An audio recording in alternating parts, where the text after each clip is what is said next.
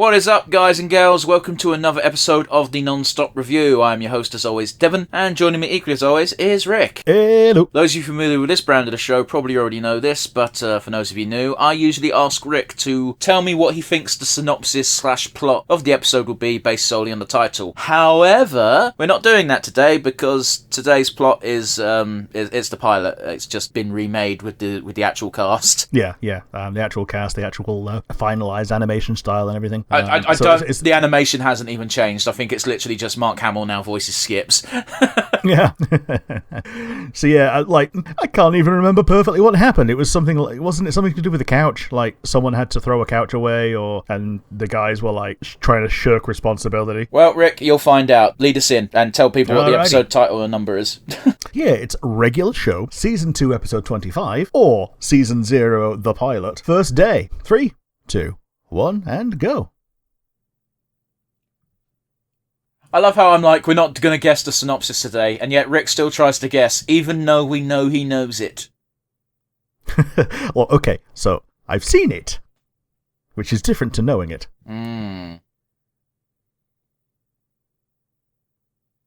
Yeah, because this shit definitely wasn't in the pilot originally. Yeah, Margaret was really mid-season 1 rather than the pilot.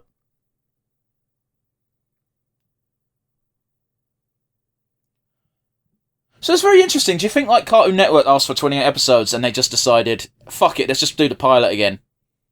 Yeah, because they weren't allowed to release it. I'll pay you in butterscotch candies. And it literally does. Yeah. I think their actual pay... Yeah, I think their actual pay is getting to stay in the house. Oh, they do get... remember, we had that entire episode where they didn't get checks, they got bags for the coins because Benson didn't trust them. Yeah. And the whole episode was they wanted to be treated like adults, aka we want checks. Yeah. Dude, I'd both hate and love if I just got a house for working somewhere, because I'd love it because, yay, a place to live that I can call my own, even if it's just a room in a house. But then on the downside, it's cool, I'm now effectively indebted internally to this place of work. Because if I try to find somewhere else to work, I lose my house. Yeah, you're essentially an indentured servant to that role, yeah. Well, it's one of those where I don't want to use that word because you can leave, it's just difficult, you know what I mean? As opposed to actual indentured servants can't. Yeah, because they're under contract. And actual slaves who, are both mentally conditioned and, You don't need to call it mentally. You don't need to call it mentally conditioned. Like back in the day, and even today with modern day slavery, it's like, oh, you tried to leave, cool, you get shot now. Yeah. Because you're not a person, you're property. Mm-hmm. Which again, it's why I never go, oh man, this is like slavery, because nothing I've ever done is like slavery. No. If anything, it's just deeply unpleasant. As opposed to slavery being, oh, I don't know, fucking slavery. Mm-hmm. I remember I remember this fucking bit from the pilot because it's fucking psychotic.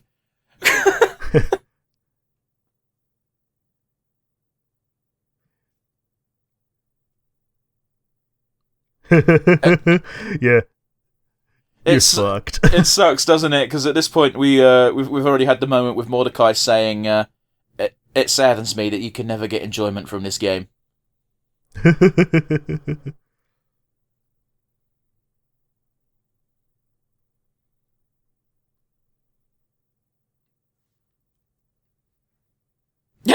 That's such a raccoon look. Hamster cheeks. Yeah, hamster cheeks.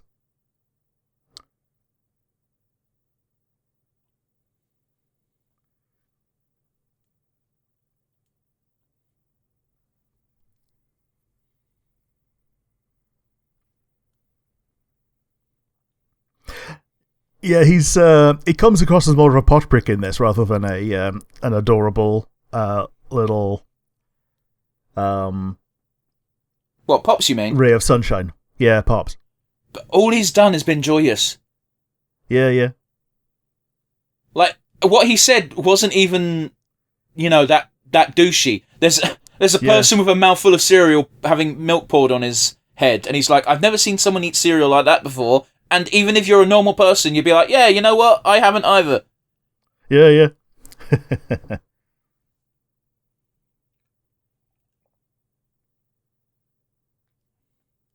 It does look like a jank fucking sofa, doesn't it? It does a bit. It looks like the kind of thing someone would throw out because it has like bed bugs or something. Yeah. And it's loud as well. That's the worst thing for a chair. Yeah, but if it's free, I don't give a fuck.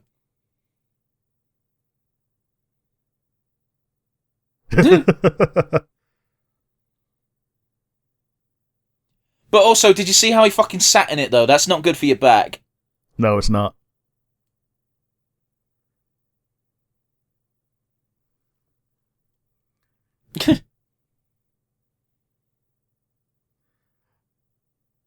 Yeah, like leather sofas, they have the mystique of, oh yeah, leather, high quality, but like they tend to be the least comfortable ones out of the lot. Never, ever, ever sit on one on a hot day without a shirt on. Nope. You end up fused to it.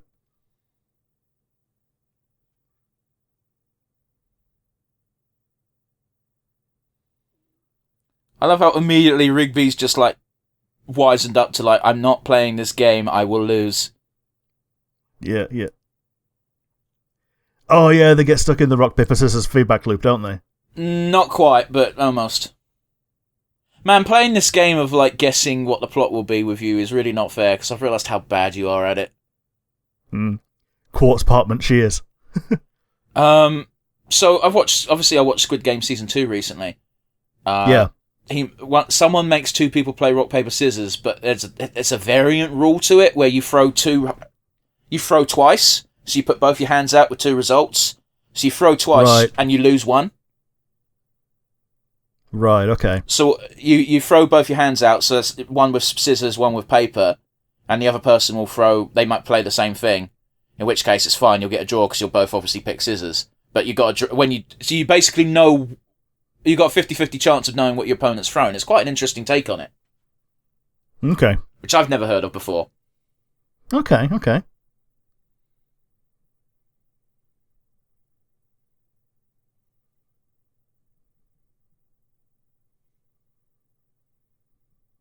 Like, parchment and shears I get, but why quartz instead of rock? Because surely rock predated quartz. Yeah, well, I think he's just trying to make it posh. He's not making it posh, he's making it old, because Pops is old. Yeah. Despite being the son. You've seen fucking Maillard, right? He's fucking... Yeah, Mr. Maillard. He's like Mr. Burns. Like, the only person older is Skips. Skips is like fucking... like 5,000 or something, isn't he? He's very old.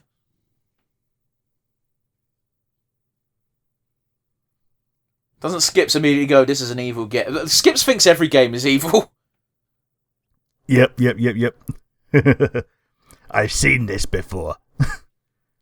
Sounded like some random fucking bloke from Brooklyn and nothing like Mark Hamill. Well, I think it sounded pretty much like Skips. You're allowed to think that.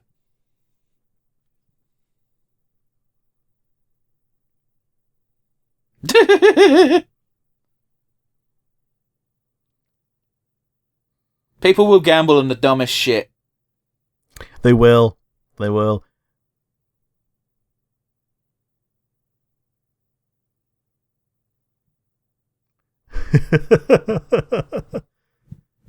It's big enough for two people, you dickheads. Yeah.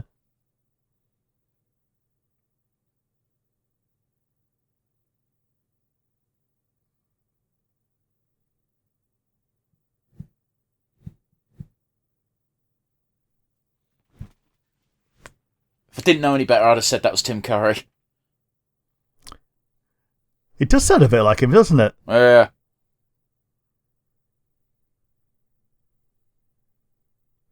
Yeah, I take your prize and also this person.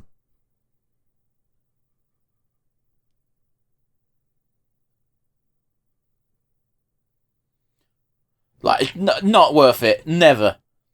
No, nothing is worth going towards a black hole for. Well, maybe the love of your life. Yeah, yeah.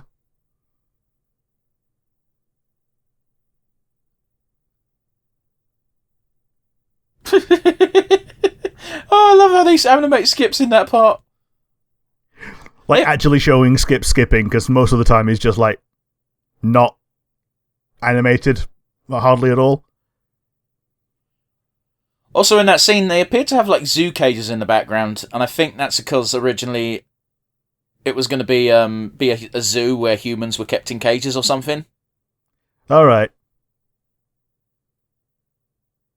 Which makes sense with it being the pilot, so they probably haven't changed that detail yet.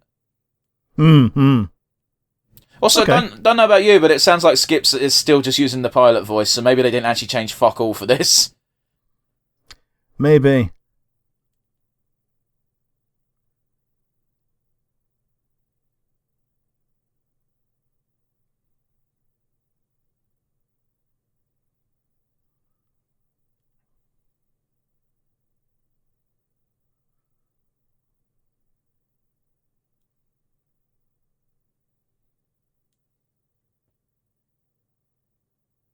Rigby looks a lot more pudgy in this episode, doesn't he? He does. Oh, it's now half a chair.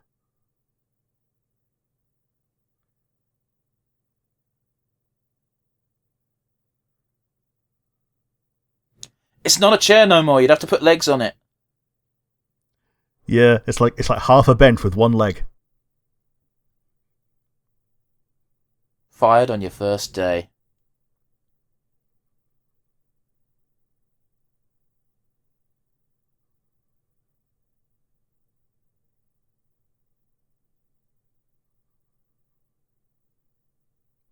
Yep. And no lesson was learned, because Mordecai and Rigby suck. They do. Especially at that point in their well, I'm not saying in their relationship because they knew each other beforehand and that was like also established. But like at that point in characterization, they really sucked. Yeah. I mean, they still suck. I think it takes another like season and a half before they grow, and then there's a setback because during the movie it's revealed that one of them is actually a super piece of shit. But we'll get there when we get there. That's going to be like in a year and a half, I think. Yeah.